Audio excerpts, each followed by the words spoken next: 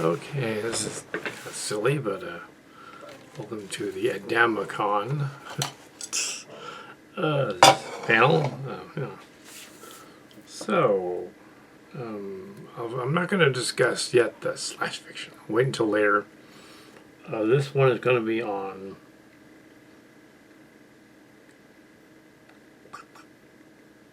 the current state of Star Trek and Star Wars.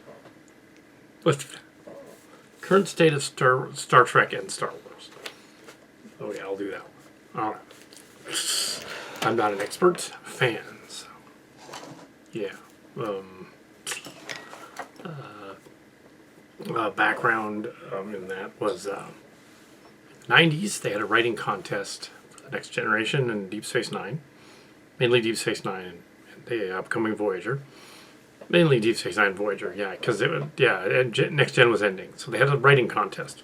They had a few of those on other shows. I think Xena had one. I think Hercules, Legendary Journeys had one. So it wasn't like it was just them. I think Transformers might have had one too. Early versions of Beast Wars.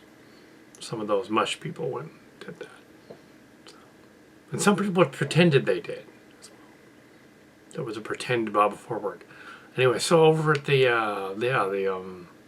writing contest, they gave guidelines to the fans, the ones that could write, hopefully. They said, okay, was then a creative writing student at junior college at Evergreen, and San Jose, yay, San Jose, at the time, and and then at San Jose State, starting at San Jose State, San Jose 94, 95, and they had technically at San Jose State at that point. Yay.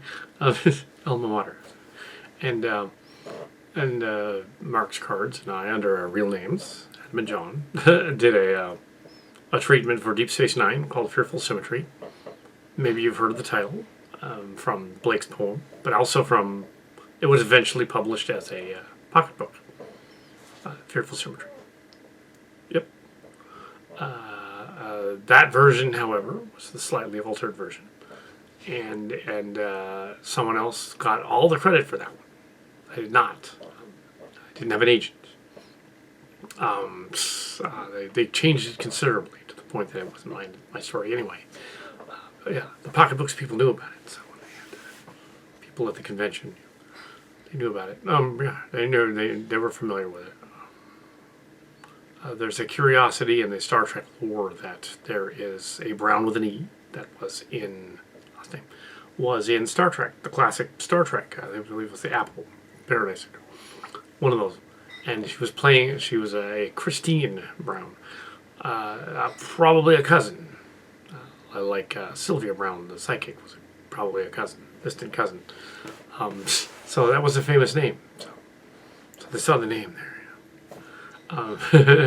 And on the Deep Space Nine one, I had this internet. I think I've mentioned it before on the other channels and stuff. What happened with that? Because I did some reviews and things about writing and writing stories and workshops online about the Gamel fiasco years ago. And another fan thought that he was pitching for Star Trek in 2015. He wasn't. Anyway, so that was something else. But because the pitch thing ended in 2001. There's no more pitching, no more. Trekkies 2 referred to the pitching thing that happened, and the fans that submitted and what went wrong, and it was related to shipping and slash, which we'll talk about later. But yeah, we did that as well.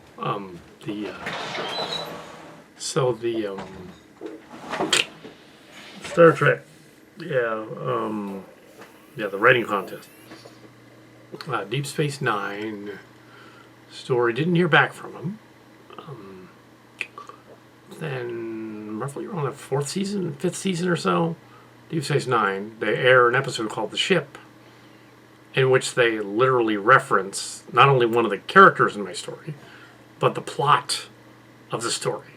They deliberately go to a planet where there's a female Vorta and a female changeling and other thing. Not just the changeling, but the Vorta. Which they said weren't any females, but they wanted to address that. So they go on the planet, strong female Vorta on the planet. It's like, wait a second. It's called The Ship. They clearly read the story, and they let someone else do a retreatment, a redraft, and made it an episode of Deep Space Nine. called the ship. That's actually what happened. And many years later, discussed this with Melinda Snodgrass, and she said, "Yeah, that's probably what happened. I mean, that's happened to a lot of those fan stories. They got rewritten as something else." But yeah, it totally occurred to her. Yeah, that's probably what happened. But I was okay with it because it was awesome that the story was done as a Deep Space Nine episode. Hey, why not? The Voyager one, because Voyager was new, it started in '95, was the Arbiter. It was based on the Next Generation one, the differences, and that one was slightly like Tanner Taylor Dr. Spy, and a little bit like the one where the Voyager is has to negotiate those two planets warring with each other, the Herosian and whatever, in the 6th season, a little later. So at the end of both shows, when the run ended, the scripts were sent back to me. I received the scripts in the mail officially stamped with rejection letters. They were nice rejection letters, so they said. You really had your Deep Space Nine one. Lolita Fascio wrote both of those. They weren't just form letters because they referred to the characters. They said stuff like, you had a good grasp of the Cisco one and the Founders and the Dominion, and you couldn't have known that we wanted to do something else with that. But we liked that. We liked what you did with it. You could submit to Pocket Books the story and see what happens. Rewrite it slightly. Go to Strange New Worlds. Of course I did. But submitted to Strange New Worlds. And never heard from them. And then this other book comes out. Great. They took the title, but not really the story. So yeah, this is Star Trek story. So, official Star Trek story. Unlike all of the other weird coincidences that we've had, even going back to high school. But this is an actual official story. Several weird coincidences. Star Trek. Including my friend John on campus in high school doing a gag with pulling an apple out of a backpack and tossing it and then eating it and going like, I'm the captain on the ship in our Star Trek role-playing game, which we put in Star Crackers. And it's like, that ended up literally on Star Trek The Next Generation within a week. It was on a TV episode. They threw in an apple scene. It's like weird. Clearly there was some bizarre connection. Also, we had some of the kids didn't like because they were bullies. We made them robotic zombies and had them running around on the ship. In the first season of Next Generation, 1987. The Borg. Maybe you've heard of them? Yeah, so that's a weird coincidence. But yeah, it's a weird coincidence. I mean, you figured we all saw the Terminator movies, so same source. Also, probably at Pine Hill, there was probably somebody that knew people who worked at Paramount. And could have been Abrams. Actually, it probably was indirectly Abrams and Orkey and Kurtzman, because later on in Star Trek 2009, Kirk pulls an apple out of his backpack and eats it on the ship in the movie. It's like, okay, you guys clearly had seen that gag from before and were like, or heard about it in legend. Also, one of our fan stories ended up being a bizarre fan story thing from the Next Generation period. Apparently, Picard and crew face off against a giant Teddy Ruxpin, or a group of Teddy Ruxpins who are fully human and animated, animatronic, before Five Nights at Freddy's. And you get to fight them. You get to fight the giant Teddy Ruxpin. The plot of the Cillian Saga, the Silly Trek games. Somebody from Paramount must have worked at our high school. And they were just like, oh, we heard what these kids were talking about. We thought it was great. Let's put it. Hey, Paramount. They're like 15, so they're not going to know. So, here. I got an idea. These robotic zombies? Yeah. I got another idea. Kid tosses an apple up and down, but it's the captain. That'd be awesome. Let's do that. In Voyager, Flouter. The Flouter system. Flouter, the blue dude. Flouter. Where did that come from? Fan submission. From that Pine Hill kid who saw us doing it. So yes, we have a connection to Star Trek. Yeah. In later years, though, more of a connection to Disney and Marvel and Star Wars. And now that Fox has become Disney, sort of, the TV, and kind of goes full circle. And so Paramount could just give us a call. We will be happy to write an episode of Picard. You'll do it. Since Picard is very much the same thing. We wouldn't have done the same thing quite that way. But I was just told that Brian Fuller's idea for the Mirror Universe was eerily similar to the Cillian space. Brian Fuller, what he wanted to do was sort of reinvent the Mirror Universe so that it wasn't just there were space pirates and black hats. Black hat as in villains, not as in the Rachel context. Black hat as villains. Make them be more like, if a Mirror Universe be more like just slightly different than ours. More like a Twilight Zone kind of thing. Less like Outer Limits and more like a Twilight Zone thing. Have them be just slightly different. Not completely evil. And then you go through the whole series and then you realize, hey, you were in the Mirror Universe the whole time. That's what Discovery Season 1 was going to be about. You would discover through the course of the story that you were actually watching a Mirror Universe series. That's a much more interesting thing than they did in the first season. I would have been, oh, okay. Yeah, that's more in line with Cillian Space. Yeah, we get a couple episodes like that. Sure. Brian Fuller's on the same wavelength. So yeah, new guy is on the same wavelength. Right on. Current status of Star Trek is that, well, during the COVID virus, we're not writing any episodes of Picard or Discovery. Obviously. They have completed the pilot of Season 3, but they have not released it yet to All Access, from what I'm told. But I don't know if they're going to do any more. They were talking about a movie. I don't think they're going to do that. And Marvel is also, kind of up in the air too. But they had a year to wait because they're going to do a bunch of new shows, including the odd idea of having a WandaVision one. We're going to do The Witch and Vision, even though they were kind of destroyed somehow. And they're going to do 2 or 3 others. Oh, there it is. Odd idea. WandaVision. Yeah, so they were going to do one with Chun-Li. That was weird. Oh yeah, the Kung Fu one. That's going to be weird.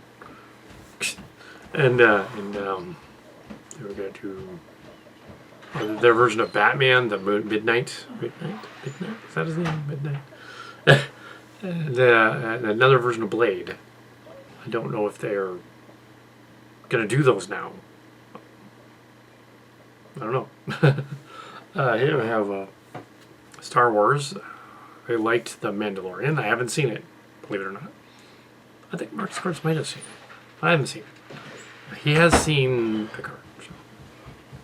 So yeah, that's a okay. Status of anime and manga. I mentioned some of those other things from last year. Distilled water? What? Do you have just? Is it more? Oh. Distilled. Yeah. Under the oven. Well, so yeah, I don't know any new anime and manga. I don't know why that's there. Yeah, I understand that Macross Delta is available on Bandai's website, but it's expensive. And the other one's not. So the ones that are online and Amazon, right out of Frontier, they're bootlegs. Don't buy them. Go to Bandai, go to the source of the website. They are, although it's not said here, Transformers was doing Siege Earthrise. I'll mention that one because why not? Won't give away anything. Siege Earthrise series on Netflix. Excellent.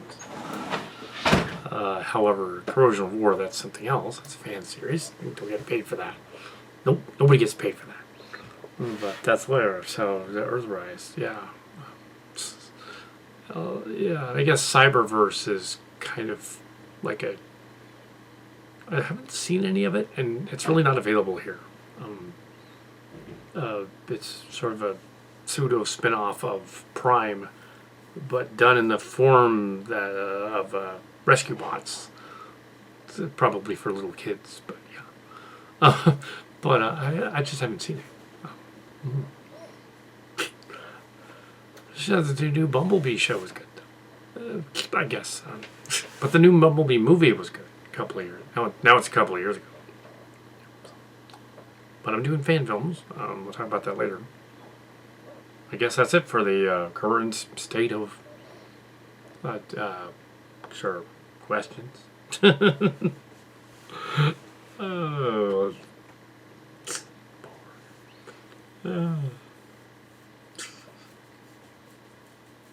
Oh yeah. So some people asked the pertinent question of Star Trek. So yeah, we went to a lot of conventions in the 90s, 80s and 90s. They had a bunch of them. Each summer they had Creation Cons did, they were going to do the Vegas one. We were going to be at the Vegas show, but now there's no Vegas show. We're going to be there. We're going to be there this year. Yeah, we have the stuff. Fortunately, we didn't actually sign up yet because it was, they closed it, they canceled it, so we didn't sign up yet. Would have been there at the Vegas show. Maybe next year. Let's see. So we have, yeah, they won't put it back on in August. It won't be enough time.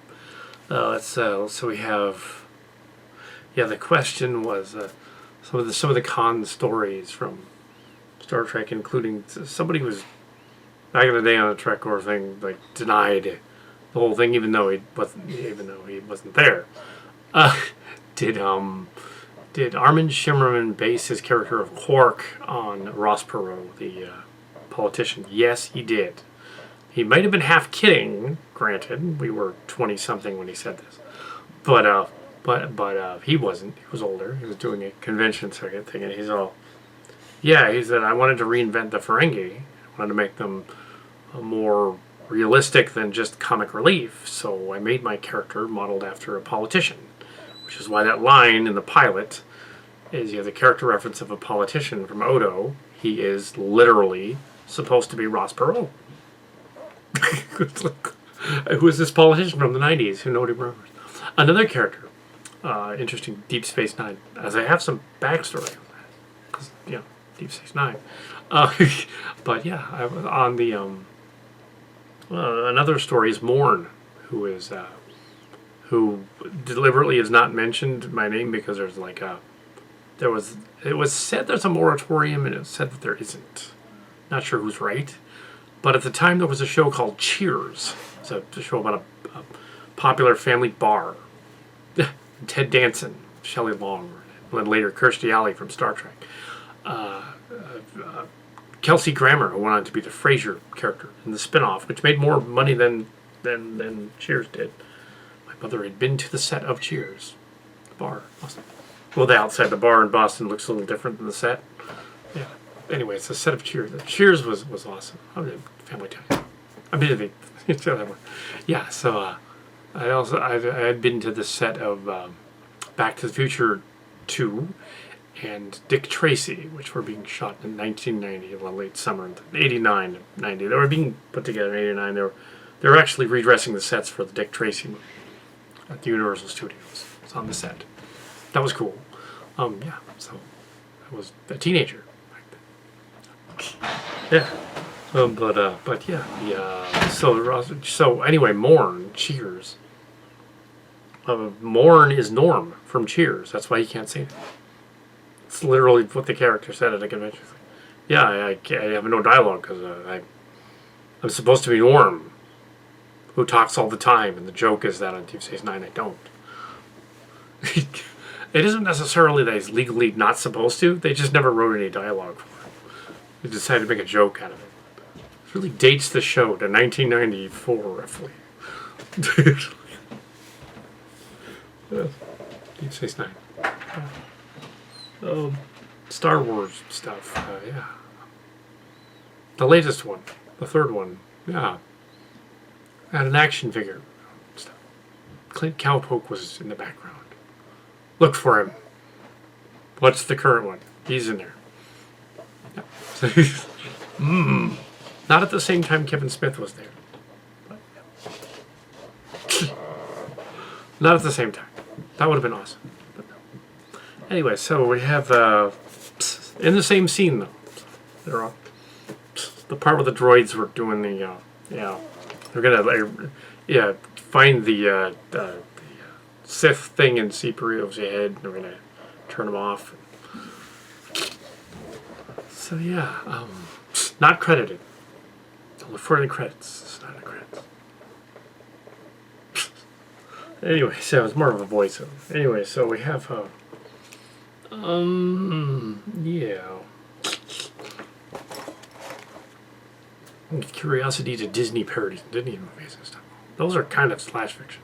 But yeah, yeah, it was not Silly Kelly playing the crab guy in Moana, although it certainly sounded like him. We're a Pixar thing. Ew. Oh, a Pixar thing. Oh, that. Oh, okay. Oh, I'll answer that one. All right, so what was your connection to Pixar? Oh, well, in the 90s, not at the same time, there were... Pixar is like up the street from here. It's like up a little bit up north. That's where that company is. They were with Disney or weren't, or with... kept going back and forth when they were young. There were some neighbors of ours that were working on Pixar films. And and they were having a party on Halloween night. It was 94. Somewhere around 95, somewhere around there. And my friend, Jim Buffkin, who always said, we're going to crash a Halloween party. Why do I do that when it's kid? So we can crash the neighbor's Halloween party. They work for Pixar. They'll let us go in. And he didn't want to. So me and Tim and John went into that party. There was a wolf band. They was drunk, dancing around. It was great.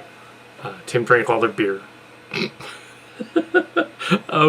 But yeah, we were messing around with these guys who crashed a party. And the Pixar guys, and they had these little drawings on the wall. I got their whiteboard and they put the Forged Visor and Enterprise on there. And they're all, only Pixar characters, draw those. So they got, that's something new. Yeah. They're all, yeah, this thing about bugs. These little ant dudes is going to be cool. Oh, ants? What's it called? A Bug's Life. Oh, that's cool. but this other studio is making this other one called Ants because they left us. This other one called Ants. It's going to be out the same year, the same summer, in the summer. I was like, oh, okay, cool. Dude. Oh, but don't tell anybody. Well, of course, now it doesn't matter. It's like 94.